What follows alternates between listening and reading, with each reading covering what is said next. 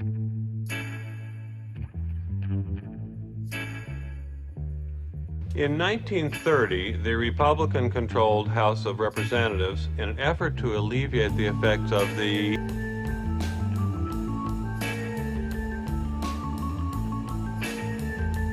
Anyone? The Great Depression, passed the a tariff bill, the Hawley-Smoot Tariff Act, which raised or lowered tariffs in an effort to collect more revenue for the federal government.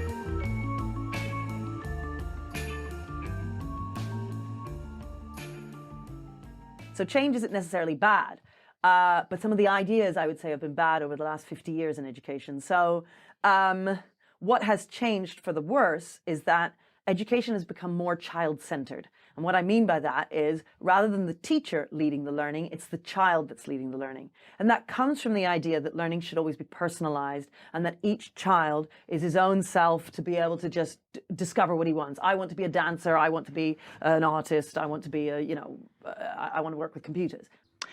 Tell me, Bart, are you ever bored in school? Oh, you bet. Mm-hmm. Ever feel a little frustrated? All the time, sir. Uh-huh. Do you ever dream of leaving your class to pursue your own intellectual development on an independent basis? Wow, it's like you're reading my mind, man. Uh-huh. You see, when a child with Bart's intellect is forced to slow down to the pace of a normal person, he's probably going to lash out in ways like these. I think we should retest him. No, I think we should move him to another school. Oh, better yet. Bart, we'd like you to try a kind of school that doesn't rely on grades and rules and bells and buzzers. A school without walls, where you do as much or as little of the assignments as you feel you need to. Does that sound good, Bart? Sign me up, Doc. Excellent. We're all set then. Here's all the information you need. Show up around 9-ish. Mr. and Mrs. Simpson, congratulations once again. I think we're all in the mood to celebrate. Doc, this is all too much. I mean, my son a genius? How does it happen? Well, genius-level intelligence is usually the result of heredity and environment. Although in some cases it's a total mystery. I don't care what that stupid test says, Bart. You're a dimwit. Maybe so, but from now on, this dimwit is on easy street. No rush, Dad. Take the scenic route. Gotcha.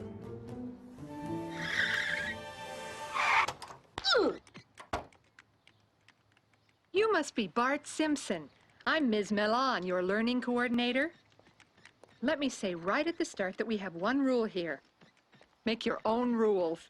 If you feel sleepy, take a nap. If you get bored, feel free to take out a book and start reading. What should I read, ma'am? Why, anything you want, Bart. And that's fine, the idea of wanting to do what you want. But the teacher who's the history teacher, needs to teach the history. And the child needs to learn from the teacher who knows more than them. That concept has been lost. Constructivist teaching affords learners meaningful, concrete experiences in which they can look for patterns, construct their own questions, and structure their own models, concepts, and strategies. The classroom becomes a micro-society in which learners jointly engage in activity, discourse, and reflection. It's a romantic view that comes from Rousseau. So 18th century philosopher Rousseau, and he said, man is born free, but everywhere in chains. This whole idea of education makes you less free. This is what the progressives think. And actually, self-control brings you freedom, right? It's counterintuitive, but actually order and structure make you free. They allow you to pursue all those avenues of knowledge, basically. Exactly. Because you have a sort of center. Exactly. If you learn lots about something, then you're able to apply that knowledge in different ways. I believe schools should equip children with a basic bag of goodies, an essential bag of goodies that will allow them to become successes in life. That bag of goodies contains things like knowledge on history, geography, science, maths, skills like reading and writing, analysis, being able to deconstruct a concept and put it back together again. Discipline, being able to sit on a chair, hold your pen, being able to be on time, meet deadlines, and so on. And I believe, so often, schools fail at providing children with this very essential bag of goodies. So over the 20th century, reformers have tried to reform our education system. And what they've done, one line of thinking is to stop so much knowledge being taught in schools and to concentrate instead on skills. So at the moment, we have a new curriculum in schools, which is all about skills and less about content. So we concentrate more on project work and group work and that kind of thing, instead of vocab learning and historical facts and so on. But I would argue that basic knowledge is necessary in order for children to be skilled and creative. If you're baking a cake and you want to be creative, and you want to include some orange peel by doing so, you need the basic ingredients of sugar, flour, butter, and so on. I believe that educational progressivism is the problem here. That in fact one needs to move away from that and back towards a more traditional kind of teaching in order to ensure that all of our children, not just our middle-class children, have access to that essential bag of goodies. The middle-class child, when he goes home, has access all the time to that bag of goodies because he sits down to dinner and discusses the news with his parents, picking up historical, maybe facts about geography and science as he goes. His mum might employ a maths tutor for him after school, and dad might read with him at bedtime. The disadvantaged child is not so lucky. The disadvantaged child doesn't have the constant repetition and exposure to that essential bag of goodies, which is what the middle-class child has. And the middle-class child's home can so easily compensate for the failures of the school. The child of privilege will never have a situation where that bag of goodies is made inaccessible to him because of his home. Other children, however, depend entirely on their schools to provide them with that bag of goodies. And so often, I don't think we manage to do this. Education is not treated as an investment, but as current consumption. The Bible said, "By their fruits ye shall know them." Educators too often seem to be saying, "By their excitement ye shall know them." For those less blatant, the word relevance is a roundabout way of saying the same thing. Sadly, what happens is people say, no, what we need to do is teach them complex problem solving. Let's give them that. Mm-hmm. First, you got to break it down. What are the bits underneath that you got to build up from? And that stuff is a bit boring, right? Yeah. And because it's boring and isn't very romantic, this Rousseau, I was talking about Rousseau. So Rousseau, this idea that you bring it out of the child, right? So they have this phrase which says, you know, the mind is not a vessel to be filled, but a spark to be ignited. And it all sounds really exciting and thrilling, right? And that's the thing, it's so seductive. It pulls everybody in.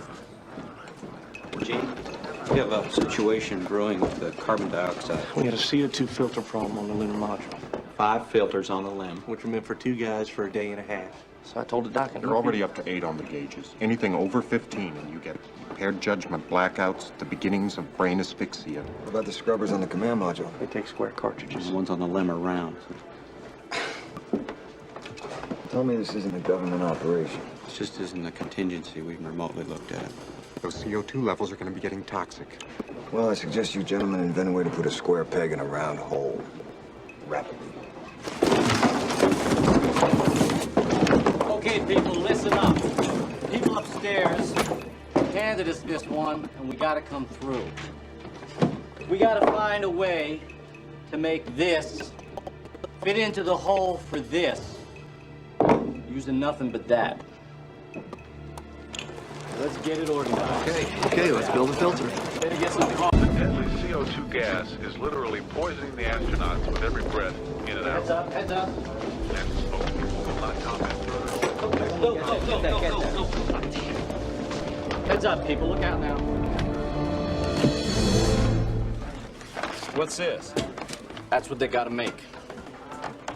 Well, I hope you got the procedure. To teach issues instead of intellectual principles to school children is like teaching calculus to people who have not yet learned arithmetic, or surgery to people lacking the rudiments of anatomy or hygiene. Worse, it is teaching them to go ahead and perform surgery without worrying about the boring details. You cannot get children to be critical and to be creative and to think outside the box and to think independently if they don't know very much. And at secondary school, it is our duty to give them that. When they go on to the sixth form, when they go on to university, then they can use that knowledge to create. But a 12-year-old can't create that much. And if they do create something, we are patronizing them when we say, isn't this the most extraordinary thing ever? Because actually it's not, because they don't know very much to be able to do much with it. And sadly, over the last 50 or 60 years, we've sort of lost that in education. For most problems that require critical thought by the ordinary person regarding ethics, politics, history, and even technology, the most needed knowledge is usually rather basic, long-lived, and slow to change. Behind the ever-changing front lines, there is a body of reliable knowledge that has not changed and will not change very much, and that serves very well as a landscape to orient us in mental space. He mistakenly thinks that traditional education is bad for children when it's what teaches them, and he promotes progressive education, which is about supposed creativity. And I say supposed creativity because the only way in which you can be creative is through gaining lots of knowledge. You cannot be creative with your artwork unless you have been taught the basics in drawing. You cannot be creative with your music as a musician unless you have been taught the basics in your instrument to be able to learn and move forward. You cannot be a creative French comedian, for instance, because you've learned French and you're being a comedian in France. Well, you can't pull out those jokes and be really at ease in the French language unless you have learnt the basics from the beginning and then moved up. Those are obvious, really, to anybody who understands teaching properly. Sadly, Ken Robinson and the whole progressive movement is very seductive. They say, what he says is, oh, I know you had a bad time at school. Was because people didn't recognize that you were really talented underneath it all. and you wanted to be a dancer, didn't you? And if somebody had recognized, but instead they forced you to learn those awful times tables, when we should have ignored those and we should have gone with your passion. Authoritative instruction requires hierarchy, and in these egalitarian times, hierarchy is a dirty word. But all good teaching and learning must accept a hierarchical frame of reference. Arithmetic must come before calculus. Basic facts about the Reformation must come before analysis of its causes. Drawing 101 must precede Drawing 102. Writing intelligible English sentences must come before writing a novel like Ulysses. Greek verb forms must be mastered before Plato can be translated. Often in more progressive places, they'll do group work. They'll put 4 kids around a table and they do group work. And then what happens is the teacher moves amongst them as a facilitator of learning as opposed to the teacher who's driving the bus. I always say the teacher needs to sit in the bus and drive. And the kids get on the bus with you and go.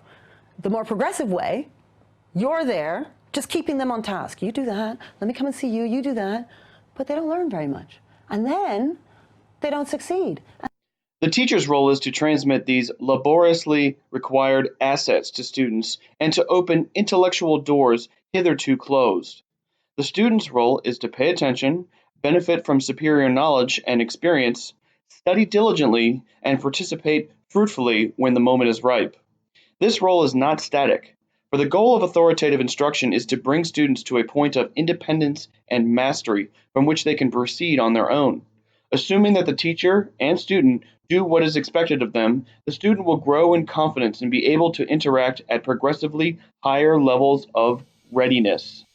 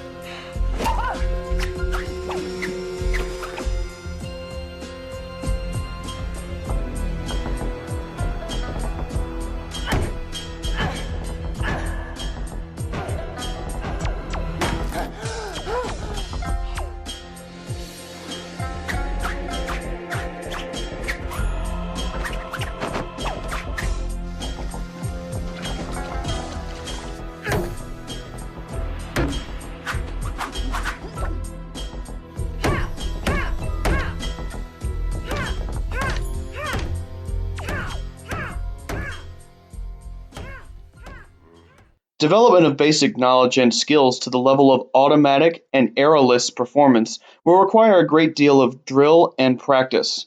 Thus, drill and practice activities should not be slighted as low level. They appear to be just as essential to complex and creative intellectual performance as they are to the performance of a virtuoso violinist. And some of that reform is good. Some of the reform that has come in the 20th century is good, but some of it is not. Some of it, for instance, reform has managed, in some cases, in some schools, to actually ban road desks in classrooms. And one must have desks in a group instead. Reform has managed to have us spend billions of pounds building brand new school buildings that have classrooms without walls, that have breakout areas instead of classrooms with walls.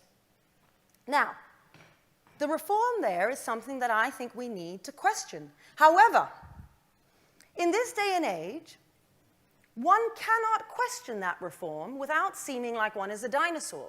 One cannot advocate rote learning and knowledge-based learning without saying that one is living back in the 19th century, which is necessarily seen as a bad thing.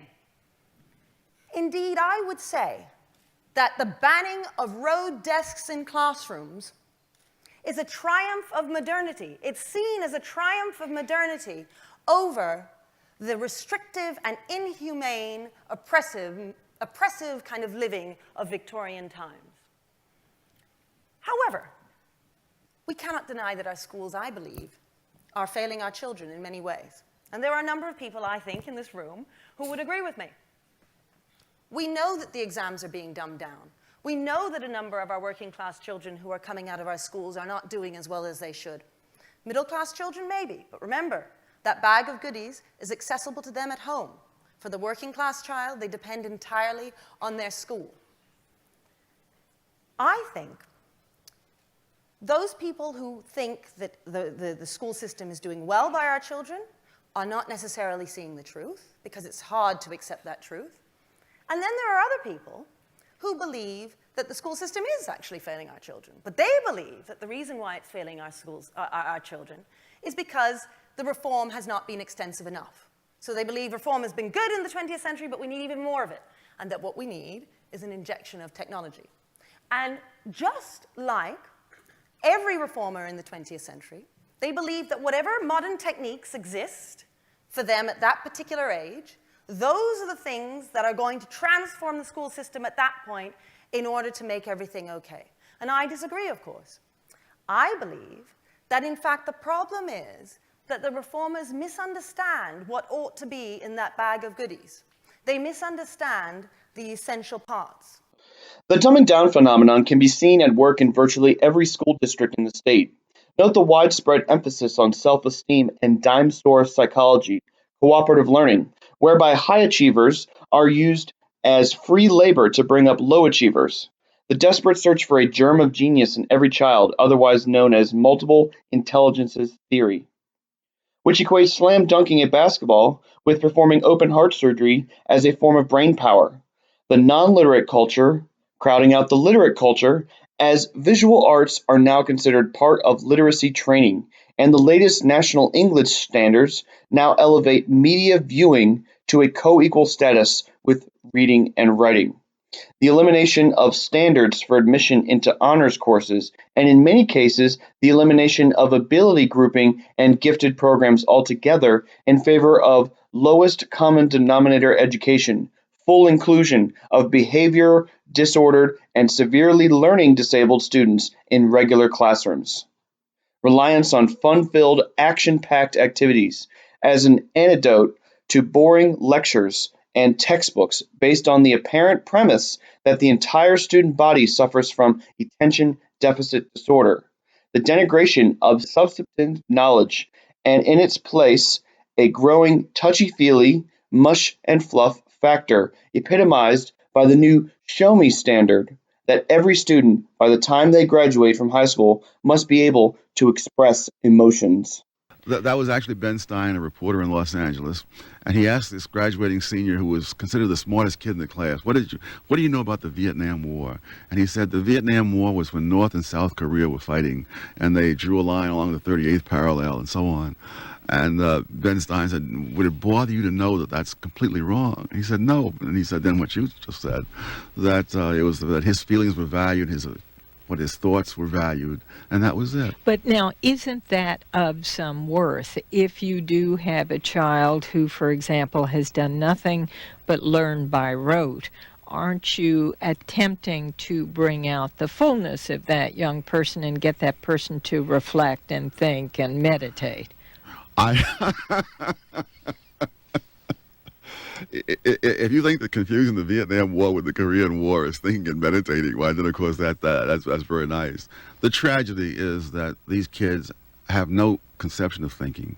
And if we're talking about adding something as an extra along the fringes, fine. But when you see how far behind we are behind almost every large industrial nation, or even behind Korea, for heaven's sake, you wonder what makes them think that we have the luxury of spending our time on these kinds of little experiments in the classroom. I mean, I wouldn't want to say all teacher training, but the vast majority of it has fallen to this progressive way of thinking. And what makes me really sad is that there are people who I know personally who've dedicated their lives to teaching, hard-working individuals who care about the kids, but because all of the philosophy is wrong around it, the kids aren't benefiting. And people don't understand that holding kids to account and holding your standards high is to be on the kid's side. I know Kung Fu. Show me. Unfortunately, when the student-centered methods these teachers were taught fail, if teachers are not prepared to use more rigorous and reliable teacher-centered methods, many beginning teachers will discover that they can manage a classroom better with non-instruction. To be sure, these teachers will monitor students, assign seat work and homework, but ultimately, they will not impart much substantive knowledge, and they will not challenge students to learn the content found in the readings, worksheets, and homework they assign. These teachers essentially give up on either teacher or student-centered instruction and merely keep school. Non-instruction, after all, often leads to an orderly and tranquil classroom. It is a low-challenge environment in which many students and administrators would not object. If this happens, non-instruction may go unchallenged for years.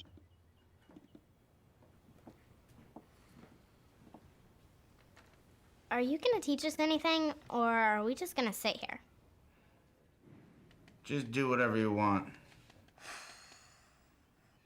I want to learn from my teacher. If the teaching methods, and I keep referring to these teaching methods, if you're having to move amongst the desks and you're doing all of this so-called creative work, which isn't creative at all, it actually stunts learning, there's then a lot of pressure on you for the children to achieve, but the only way to make them to achieve is to teach them properly. So it can be very confusing for a teacher. Well, you want me to teach this way, and that's what senior team keep telling me to do, but if you want me to get the results, then well, I have to do that. So I have to teach in a traditional manner. So you move between the two, not quite sure what to do. Teachers become so engaged in the active social constructivist role that the content knowledge critical to the success of these experiences is lost.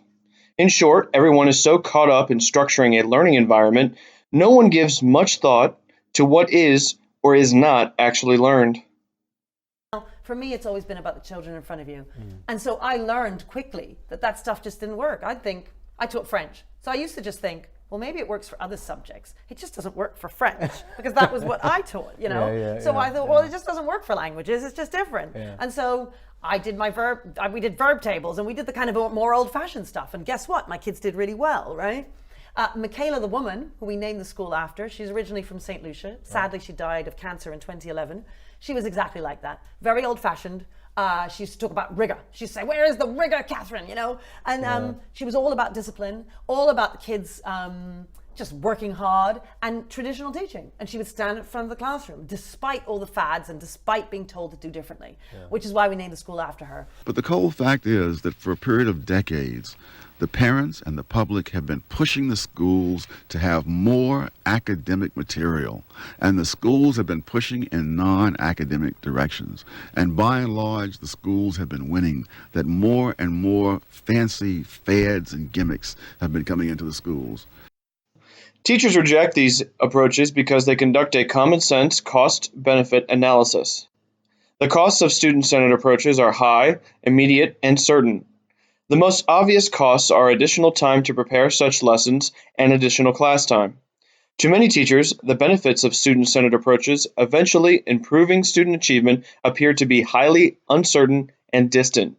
As a result, many place their faith in teacher-centered approaches. So what you're saying there is because they've been taught so badly in a progressive fashion for so long, all teachers, remember I said they were confused, right? They're confused. On the one hand, you want me to teach in this trendy way, which isn't really teaching, but we're having fun. And then, on the other hand, you want me to get exams. So what happens is, for years, they're taught in this trendy way, facilitating the learning, let's all write on sugar paper, I'm going to stick things up on the wall, and you're all going to get up, and you're going to find them, I'm going to blindfold one of you, it's all going to be fun. And it is fun, it is fun. The children are learning about that much content. And then what happens is you get closer to the exams, whether it's the year 6 SATs or it's the GCSEs at 16, the teachers all go, we've got to do something. We've got to teach them. We've got to learn a whole load of stuff because we've got to get it. We've got to get through this exam. And so so that is when you bring in the boom, boom, boom. We got to do it. Got to do it. And then people say, you see, there's too much traditional rote learning in classrooms. But actually, had they way back at the beginning of year 7 or way back at the beginning of year 1 been doing the rote learning of timetables, had been doing the rote learning of phonics and so on, if they had learned that stuff properly and really built on the basics, so that you're always building on the basics, building a little bit more, a little bit more, then by the time they get there to those exams, see, you're not teaching towards the exams anymore. You're just, the exam is there, but you know so much, so you know this much stuff, and you get examined on that. But what ends up happening in schools, because they haven't really been taught properly for so long, you're then, gosh, we've got to get through this exam. So let's just rote learn and get through that exam. And then that's all they're really taught properly. That's what ends up happening. That's where the confusion is. Only if we have the elementary facts or skills at our fingertips can we solve our problems strategically with reference to higher level, longer term values, purposes, or hypotheses. A mathematician who always had to recalculate simple number bonds, a chemist who always had to look up the elementary properties of acids, and a historian who had never remembered any facts would always be trapped in low-level aspects of their problems. To some extent, getting deeper into any subject depends on developing a rich database of relevant information, on knowing one's way around a topic, of having ready knowledge and skill available when it is required. Only by making the early stages easy can we spend cognitive resources on the new and the difficult. To memorize without understanding is indeed mostly pointless, and to realize this is to move beyond the naive. It is a move constantly reiterated by constructivists, and one that all teachers and learners need to make. But to understand without ever remembering is also equally useless, for it condemns us to repeat each episode of learning over and over again ad infinitum. If you have to hold all those facts in your working memory can't do it. You have got to drill and practice those timetable facts, for instance, and put them into your long-term memory, and put those fractions into your long-term memory, so that when somebody gives you something more complex, you can go bam, bam, bam, and bring it out, and then you've got the answer. Whenever I hear notions of fairness in education, I think back to my own education. And I think, thank God, my teachers were unfair to me when I was a kid growing up in Harlem. One of these teachers was a lady named Miss Simon, who belonged to what might be called the General Patton School of Education. I cannot even imagine that Miss Simon gave a moment's thought to my self-esteem. Every word that we misspelled in her class had to be written 50 times, not in class, but as part of our homework. And there was always plenty of other homework from her and other teachers. And so you misspelled 4 or 5 words, and you had quite an evening ahead of you. Very little chance of listening to the Lone Ranger. Now, was this fair in Rawlsian terms? And the answer is no. Like many of the children in Harlem at that time, I came from a home where nobody had gone beyond elementary school. I still remember what a big fuss was made when I was promoted to the 7th grade because I'd gone further than anyone else. In later years when I graduated from Harvard, there was no such fuss. They expected me to. But fairness was never an option. There was nothing that Miss Simon or anybody else could do about the fact that we came from homes where we did not have books and magazines, and we were not as familiar with those words as people from other neighborhoods might have been. So that was never an option. Nothing that schools could have done would have changed that. It would have been an irresponsible self-indulgence for them to have pretended to make things fair. If there's anything worse than unfairness, it is make-believe fairness. They could, like the College Board apparently is trying to do, pretended that we knew more than we did. And that would have made them feel good. It would not have done much for us. Instead, they forced us to meet standards that were a little harder for us to meet than they were for some other kids, but far more necessary for us to meet, because that was the only way out of poverty. Many years later, I happened to run into one of the other kids from Harlem who went to that same school at the same time. And by now, he was a psychiatrist. He owned a home in the Napa Valley and property out there. In fact, now he's retired, living overseas with servants, while yours truly is still trying to make a living. But as we reminisced about things that had happened in the old days and what had happened in between, one of the things he mentioned was that over the years, his various secretaries had commented on the fact that he seldom misspelled a word.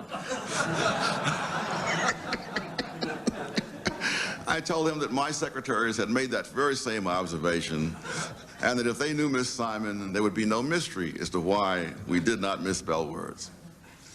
Now, it so happens I became a high school dropout.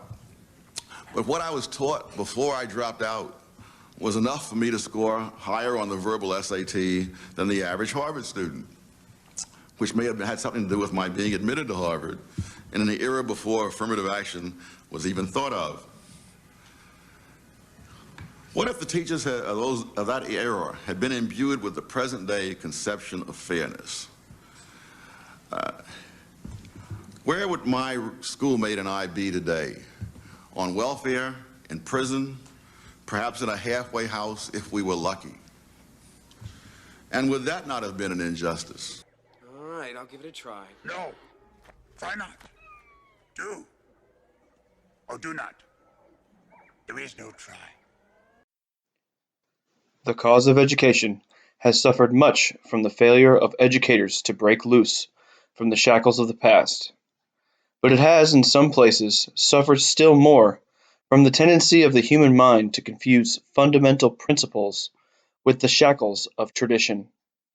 The range for the new and the untried, simply because it is new and untried, this has been, and is today, the rock upon which real educational progress is most likely to be wrecked. It's the power of bad ideas at the moment, that over the last 50 years, 60, 70 years ago, the schools that were out there were more like our school now. Mm-hmm. It's just that things have changed so radically, where knowledge has been sidelined. It's all about skills. People talk about skills and drawing it out of the child, like I was saying. And we've lost the purpose of education. Talk about some of the dogmas that you feel are driving American education. Well, one of the dogmas is the notion that you have to feel good about yourself. And I think nothing so epitomized this for me as a study of mathematics given to 13-year-olds around the world. And Koreans came in first, Americans came in last. And one of the questions that were asked these kids was, are you good at math? 23% of the Koreans said yes. Something like 68% of the Americans said yes. And so American kids felt good about themselves, but they didn't know any math. Another study was done of 12th graders in Japan to see if they liked math. The 12th graders in Japan disliked math more than the 12th graders in the United States, and probably for good reason, because it was probably hard at math. But the Japanese don't worry themselves about whether their 12th graders like math. They worry Or themselves. feel good about That's themselves. right. They don't care. The fact is, when you come out of there, you're going to know a certain amount of stuff.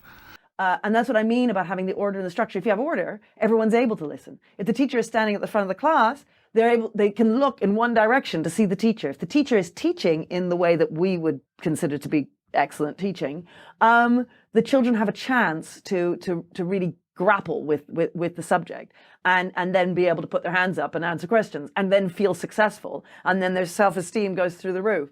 But we do things the other way round in that sense. So you might find more modern methods of teaching are trying to address their self-esteem. We don't address their self-esteem. We think about the learning. We make sure they learn. And guess what? Their self-esteem then benefits because they're learning. But the biggest problem, I would say, are progressive teaching methods that have infiltrated our schools, and sadly this kind of Rousseauan idea that you're drawing something out of the child as opposed to putting something in. And the way in which over the last 50 years we have turned away from knowledge as being really important. There is no excuse for making learning dull, either as a lecturer or facilitator. However, as a facilitator, the teacher is not required to know any of the answers. Even if a facilitator does know the answer, he or she is not supposed to communicate it to students. That would be a tyrannical imposition of the teacher's will upon the minds of the students. Too many people in teaching, and actually in society nowadays, have a problem with authority. They think that if you are in authority, you are authoritarian. Get out.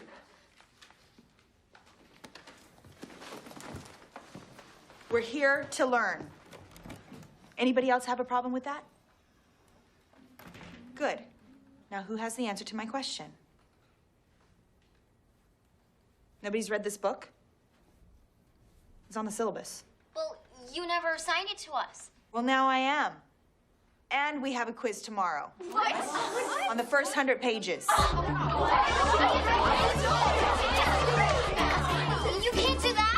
I have band and jazz band tonight. You haven't had homework all year. Things are about to change around here. Recess is over. Because birds symbolize freedom? Good. Good, okay. Does anyone have anything to add to what that girl just said? So, what are the limitations of having Scout as the narrator? You, Chubbs. Because he... And that's not true. In fact, if you're not in authority with children, then the children take control. The children are the ones who run that class. And then the teacher is just running around, please, please do some work. Silence, everyone, silence. That's what they say. You know, you stand up in front of the class, 10 minutes, silence. And anyone who's been in teaching will know what I'm talking about. And that's because the children are running that class. And in fact, the idea of children running things is perfectly acceptable in schools. Everything is under control. No. Monsters. What are you doing with this?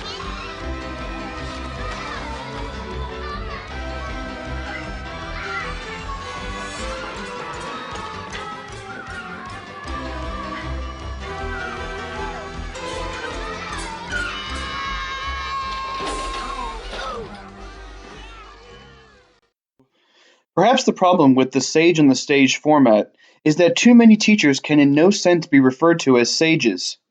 A teacher who possesses a thorough grounding in the subject matter and an enthusiasm for sharing it with students is almost a rare specimen.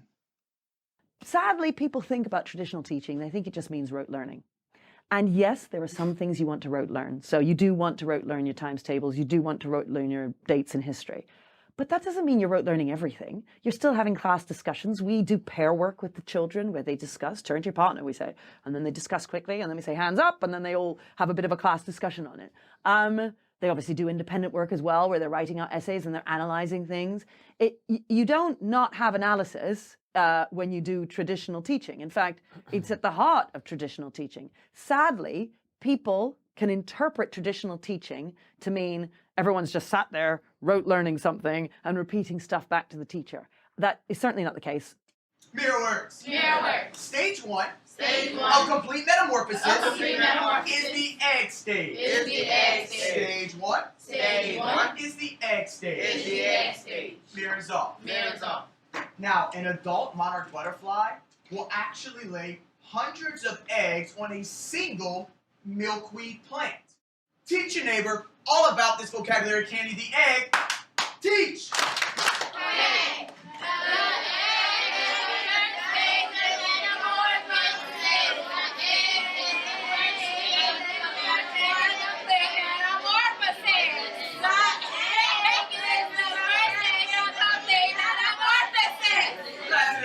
Yes, yes. Pretty good, but I was looking for full shoulder turns. Give me a mighty grow. Class. Yes. Unwrap your second candy. It is the larva candy. Pop it in. It's a little bigger than the first one. Get it in. Mirror works. Mirror works. Larva. Larva. Is the worm-like stage. Is the worm-like stage. Of metamorphosis. Of metamorphosis.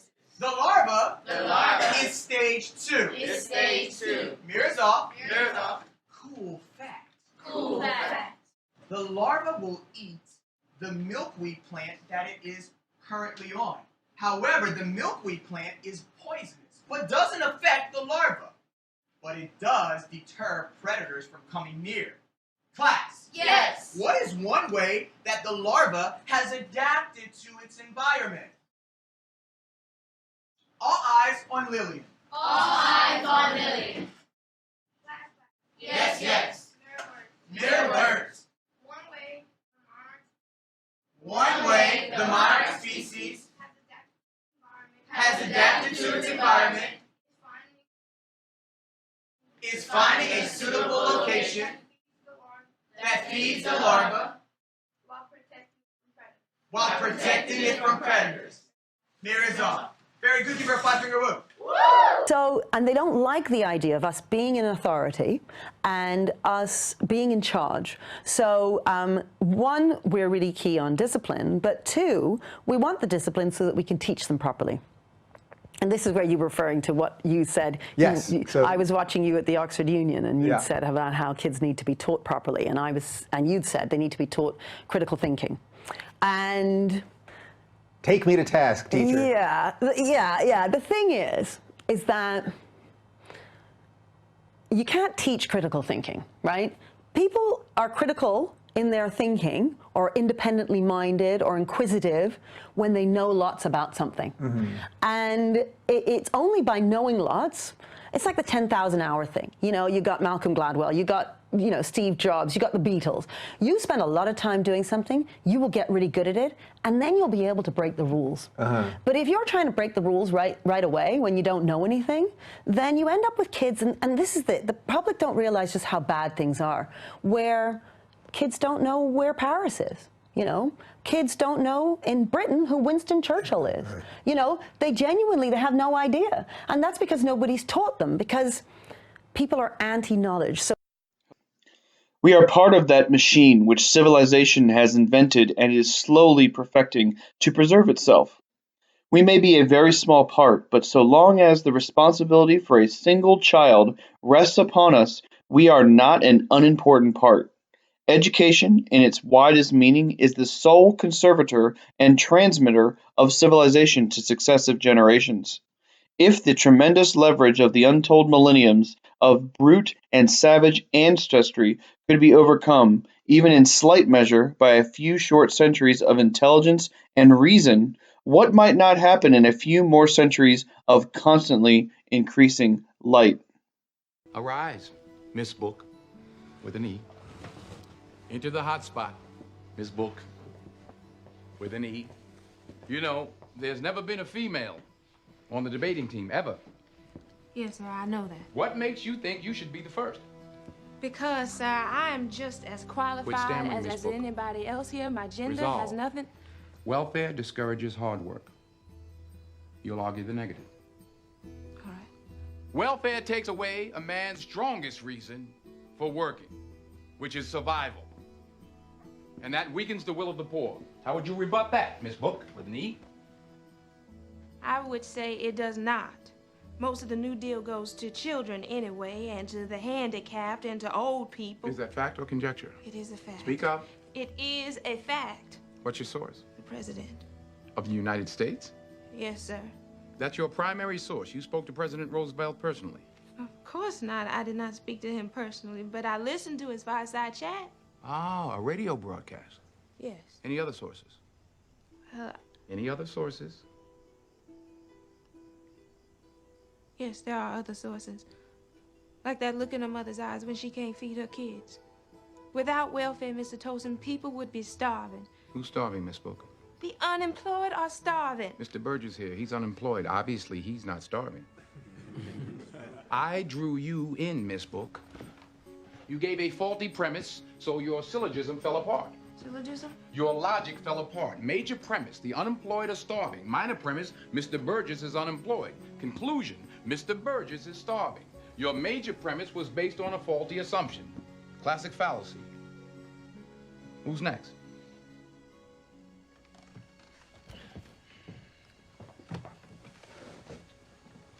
You're right. Tell us your name. I'm Henry Lowe, with an E. All right, Mr. Lowe. I will name a subject. You speak a few words, a pertinent quote from world literature. Go ahead.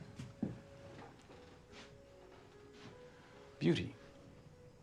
I heard the old men say, all that is beautiful drifts away like the waters. Very good. History. And name the author this time. History is a nightmare from which I'm trying to awake. James Joyce. Self-pity. I never saw a wild thing sorry for itself. D.H. Lawrence. But you know, you have to teach dead white men, right?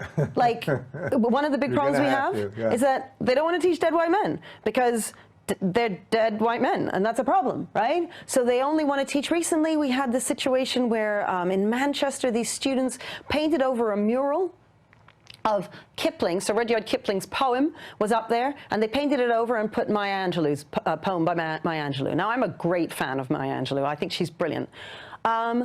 But one of the reasons why she's a great writer is because she read a lot of Kipling, and she read a lot of Shakespeare. In fact, she said of Shakespeare that she thought when she first read him that he must have been a black woman, because he would have known, he had to be a black woman to have understood the plight of black women, right? Because he speaks to the human condition, right? But he's a dead white male. Oh, we don't want to teach him. Oh, Kipling, he was a racist. We don't want to teach him. But at our school, we've got them reciting, you know, the poem if you can keep your head when all about you are losing theirs. And blaming it on you, you know. But at the end of it, it says, the earth is yours and everything that's in it, and what's more, you'll be a man, my son. And that, you'll be a man, my son. But what about the women? How can you not be recognizing the women? And in a day and age where men can be women and women can be men, we can't allow this poem. I said, well, he's obviously speaking to me too, but there's outrage. Oh, no, he's only mentioned men, right? It's the most beautiful poem. Our children learn it off by heart, right? But children elsewhere will never have access to Kipling. Now, everyone has to be taught Shakespeare. Like, by law, you have to be taught Shakespeare.